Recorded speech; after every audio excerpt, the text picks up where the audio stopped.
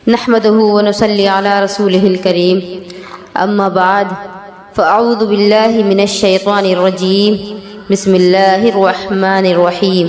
سیدہ فاطمہ زہرا رضی اللہ تعالیٰ عنہ کی کنیزوں، میں آپ لوگوں سے کچھ ایسی باتیں کہنے آئی ہوں جو آج ہمارے سماج میں بہت ہی زیادہ پھیل رہی ہے۔ اللہ تبارک و تعالیٰ نے تو فرمایا ہے کہ تقدیر پر ایمان لانا شرط ہے، بغیر تقدیر پر ایمان لائے بندہ مومن نہیں ہو سکتا، لیکن آج اس بات پر لوگوں کا ایمان جو ہے وہ کمزور ہوتا ہوا دکھ رہا ہے۔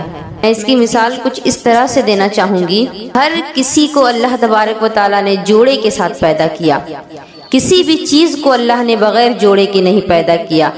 انسان تو انسان، بلکہ جانور، چرند پرند، پیڑ پودے، ہر ایک چیز اللہ تبارک و تعالیٰ نے اس کے جوڑے کے ساتھ پیدا فرمائی۔ تو پھر آج کل نوجوانوں کو کیا ہو گیا ہے؟ وہ پیار اور محبت کے چکر میں کیوں پڑنے لگے ہیں؟ انہیں یہ بات سمجھ میں کیوں نہیں آتی ہے کہ اللہ تبارک و تعالیٰ نے جس کے ساتھ جوڑی بنا دی ہے، شادی اسی کے ساتھ ہوگی۔ قسمت میں جو لکھا ہے وہ ہو کر ہی رہے گا، کتنی بھی محنت مشقت اٹھا لو، کتنے ہی پاپڑ بیل لو، شادی اسی کے ساتھ ہوگی جس کے ساتھ اللہ تبارک و تعالیٰ نے قسمت میں لکھ دیا ہے۔ اور خاص کر کے یہ بات کہ جو قسمت میں نہیں ہے اس کے لیے چاہے کتنی بھی ایڑی چوٹی کا زور لگا لیا جائے، محنت و مشقت کر لیے جائیں، لیکن وہ چیز نہیں ملنے والی۔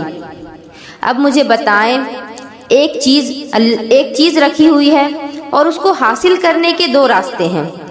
ایک راستہ جو سیدھا سادہ ہے ہو کر رہے گی، جس کے ساتھ اللہ تبارک و تعالیٰ نے لکھ دیا ہے، چاہے کچھ بھی کر لیں۔ لہٰذا میں اپنی نوجوان بہنوں اور اپنے بھائیوں سے کہوں گی کہ کسی کے چکر میں نہ پڑے، پیار اور محبت کے جھنجھٹ میں نہ پڑے، خواہ مخواہ خدا کی نافرمانی ہوگی، کیونکہ ہوتا تو وہی ہے جو خدا تبارک و تعالیٰ نے لکھ دیا ہے۔ بات کو ایک واقعے سے سمجھانا چاہوں گی۔ آپ لوگوں نے تو یہاں تک دیکھا ہوگا کہ شادیاں ہونے والی رہتی ہیں اور آئی ہوئی بارات لوٹ جاتی ہے۔ ایک مرتبہ کا واقعہ ہے اور یہ بہت پرانی بات نہیں ہے۔ لڑکی کی شادی تھی، بارات تیار ہو گئی، بارات تیار ہو کر کے نکل گئی اور لڑکی کے دروازے پر پہنچ بھی گئی، لیکن لڑکی والوں سے کچھ کمی رہ گئی، جس کی وجہ سے لڑکے والوں نے شادی کرنے سے انکار کر دیا، ضد پر اڑ گئے کہ ہم شادی کریں گے ہی نہیں، ہم بارات واپس لے کر کے جا رہے ہیں۔ لڑکے والے بہت ناراض ہو گئے اور بارات لوٹانے کی بات کرنے لگے۔ لڑکی والوں نے بہت خاطر مدارات کی، لیکن ان لوگوں نے ان کی ایک نہ سنی۔ لڑکی کے باپ نے کہا کہ ہماری کیا عزت رہ جائے گی، سماج ہمارے پر تھوکے گا، ہماری بیٹی کی کوئی عزت نہیں رہ جائے گی، میری بیٹی کو کون بیاہ کر لے جائے گا۔ اتفاق سے اس شادی میں ایک بڑا ہی امیر شخص بھی آیا ہوا تھا اپنے ماں باپ کے ساتھ۔ اس نے جب یہ سب کچھ ہوتا ہوا دیکھا اور دیکھا کہ بارات لوٹ گئی ہے، لڑکی کا باپ سر پر ہاتھ رکھے بیٹھا ہے، تو اس نے اپنے والدین سے کہا کہ ابا جان اور امی جان، کیا ایسا نہیں ہو سکتا کہ محفل بھی سجی ہے، مولانا صاحب بھی آئے ہوئے ہیں، دلہن بھی تیار ہے، تو کیا میرا اس کے ساتھ نکاح نہیں پڑھایا جا سکتا؟ اس کے والدین بڑے خوش ہوتے ہیں اور پھر اسی محفل میں اس لڑکی کی شادی اس نوجوان کے ساتھ ہو جاتی ہے۔ تو اس سے پتہ چلتا ہے کہ وہ جو بارات لے کر آیا تھا، اللہ تبارک و تعالیٰ نے اس کے ساتھ اس لڑکی کا نکاح ہونا طے ہی نہیں کیا تھا،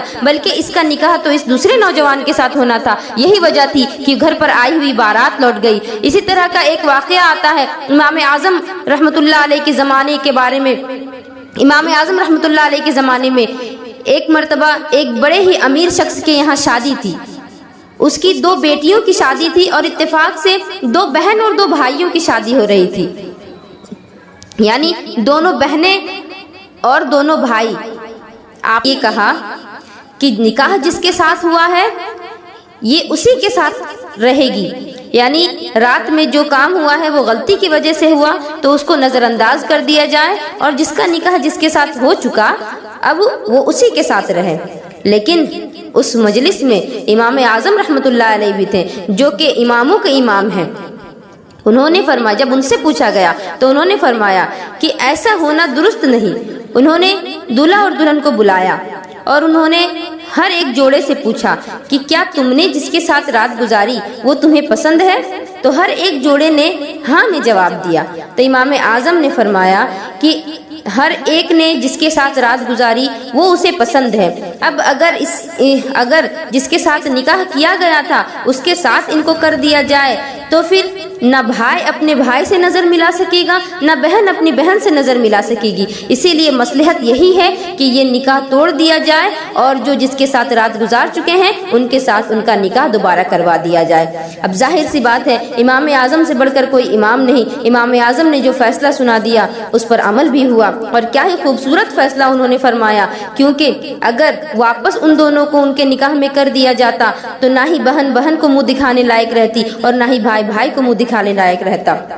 تو اس سے بھی اندازہ لگائیں کہ نکاح جس کے ساتھ ہونا ہے اسی کے ساتھ ہوگا، چاہے کچھ بھی کر لو، چاہے کچھ بھی ہو جائے، تمہیں پریشان ہونے کی کوئی ضرورت نہیں۔ اللہ نے تمہارے رشتے بنا دیے ہیں، انشاءاللہ جب وہ آئے گا تم عزت کے ساتھ اس گھر میں چلی جاؤ گی، عزت کے ساتھ تم خود اس کے گھر میں جاؤ گی۔ اور یہ جو تم نے نحوست اختیار کر رکھی ہے، پسند پسند پسند اور محبت محبت محبت، یہ محبت کوئی چیز نہیں، یہ پیار کوئی چیز نہیں، یہ تو محض درندگی ہے، یہ تو محض وحشت ہے، یہ تو جھوٹ ہے، یہ تو مکر و فریب ہے۔ آج کے دور میں بہت سے لڑکے اور لڑکیاں ایسے بھی ہیں جنہوں نے صرف ایک دوسرے سے مزے لینے کے لیے محبت کا ناٹک بھی کیا ہے، اور پھر کچھ دنوں کے بعد دونوں ایک دوسرے کی زندگی برباد کر کے اپنی اپنی راہ لے لیتے ہیں، اور یہ نحوست پھیلتی ہی جا رہی ہے۔ اس کی شکار بھولی بھالی لڑکیاں ہو جاتی ہیں۔ مرد محبت کا لالچ دیتے ہیں، شادی کا وعدہ کرتے ہیں، مال و دولت کا لالچ دیتے ہیں، سیدھی سادی لڑکیاں ان کے مکر و فریب کو سمجھ نہیں پاتی، ان کی باتوں میں آ جاتی ہیں اور الجھنوں میں پھنستی چلی جاتی ہیں، اور یہ وحشی مرد ان کی آبرو لوٹ کر ان لڑکیوں کو بے یارو مددگار کر کے انہیں کہیں کا نہیں چھوڑتے۔ میری بہنوں، آپ کو اپنی آبرو بچانا ہے، عزت بچانی ہے۔ قیامت کے دن وہ چڑیا اللہ کی بارگاہ میں آئے گی کہ اے میرے رب، فلاں نے میری زندگی کے ساتھ کھیلا اور مجھے موت کے گھاٹ اتار دیا۔ آج فیصلے کا دن ہے، آج عدل و انصاف کا دن ہے، مجھے بھی انصاف چاہیے۔ یہ تو ایک چڑیا ہے، اگر کوئی جانور کسی جانور پر ظلم کرے، اگر کوئی سینگ والی بکری بغیر سینگ والی بکری کو مارے گی تو قیامت کے دن اس بغیر سینگ والی بکری کو اس سینگ والی بکری سے بدلہ دلوایا جائے گا۔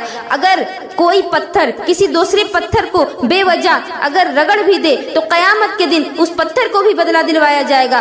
اگر کسی درخت کی ٹہنی کسی دوسرے درخت کی ٹہنی میں بلا وجہ رگڑ جائے تو اس ٹہنی کو بھی قیامت کے دن فیصلہ کروایا جائے گا، اس کو بھی انصاف دلایا جائے گا۔ تو پھر ذرا غور کریں کہ ان لوگوں کا کیا حال ہوگا جو عورتوں کی زندگی کے ساتھ کھیلتے ہیں، جو لڑکیوں کی زندگی برباد کرتے ہیں، ان کی آبرو لوٹتے ہیں۔ ارے تمہیں تو عزت بچانے کے لیے بنایا گیا، تمہیں مرد بنایا گیا تاکہ تم کسی عورت کے سر پر ہاتھ رکھو اور اس کی آبرو بچاؤ۔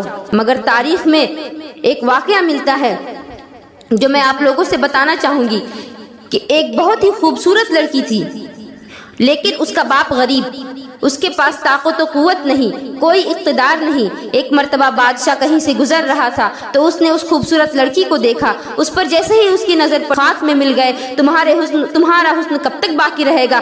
سورج پورے غرور کے ساتھ نکلتا ہے لیکن ہر شام وہ بھی ڈوب جاتا ہے، اس کے بھی عروج کو زوال ہے، اس کا بھی عروج زوال میں بدل جاتا ہے۔ چاند ماہ نو کا چاند دھیرے دھیرے منزل چڑھتا ہے اور پھر اسی طرح سے دھیرے دھیرے اتر بھی جاتا ہے، اس کے بھی عروج کو زوال ہو جاتا ہے۔ گلشن میں جب پھول کھلتا ہے تو وہ کلیوں سے اور گلشن کے ہر ایک چیز سے بڑا سے ڈرتے ہی کہ تم نے چہرے پر میک اپ کر لیا، لپسٹک اور پاؤڈر لگا لیا تو تم حسین بن گئی۔ ارے یہ حسن تو 2 دنوں کے لیے ہے، یہ حسن تو تمہارے چہرے پر پسینہ آئے گا تبھی وہ حسن ڈھل جائے گا، لیکن حسن تو تقوی کا ہوتا ہے، حسن تو اللہ کے خوف کا ہے، حسن تو عشق رسول کا ہے۔ اس لڑکی سے جب بادشاہ نے کہا کہ تجھے معلوم ہے کہ میں کون ہوں؟ لڑکی نے کہا ہاں تو بادشاہ وقت ہے۔ تو بادشاہ نے کہا کہ اپنے جسم کو میرے حوالے کر دے۔ لڑکی نے کہا کہ یہ جسم اللہ کی امانت ہے، میں اسے تیرے حوالے کیسے کر سکتی ہوں؟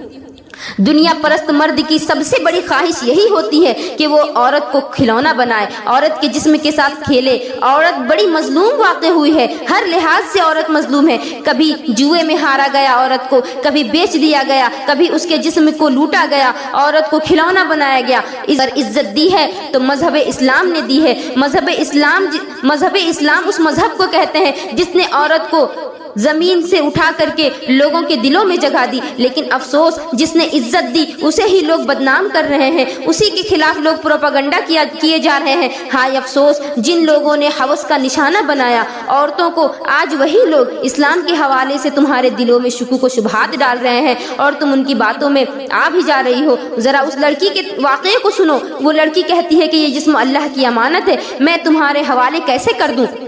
بادشاہ نے کہا تو پھر انجام بہت برا ہوگا، انجام کے لیے تیار ہو جاؤ، تمہیں پتا ہے کہ میرے پاس طاقت و قوت ہے، میرے پاس اقتدار ہے، میں بادشاہ ہوں، میں تمہارے ساتھ جو چاہے وہ کر سکتا ہوں۔ لڑکی نے کہا ہاں ٹھیک ہے، اگر تم میرے جسم کے ساتھ کھیلنا ہی چاہتے ہو تو پھر ٹھیک ہے، لیکن مجھے حاجت کے لیے جانا ہے، تم مجھے میری حاجت پوری کر لینے دو۔ اس لڑکی کو استنجے کے لیے جانا تھا، اس نے کہا کہ مجھے استنجا کرنے جانا ہے، میری حاجت پوری کرنے دو، کیونکہ اگر میں اس حالت میں تمہارے ساتھ تو تعلق بناؤں گی تو یہ تمہاری بے ادبی ہوگی۔ بادشاہ نے کہا کہ میرے چھت پر جاؤ، چھت پر ایک بالا خانہ ہے، وہاں تم اپنی حاجت پوری کر لو اور پھر واپس آؤ۔ وہ لڑکی چھت پر جاتی ہے اور بادشاہ کا محل بہت اونچا ہوتا ہے، لڑکی چھت پر جاتی ہے اور چھت کے پاس کنارے آ کر کھڑی ہو جاتی ہے اور سوچتی ہے جان جاتی ہے تو جائے، ہاتھ ٹوٹتے ہیں تو ٹوٹے، پیر ٹوٹتے ہیں تو ٹوٹے، لوگ یہی نہ کہیں گے کہ مر گئی، لوگ یہی نہ کہیں گے کہ ہاتھ ٹوٹا ہوا ہے، لوگ یہی نہ کہیں گے کہ پیر ٹوٹا ہوا ہے، لوگ یہی نہ کہیں گے کہ آنکھ پھوٹا ہوا ہے،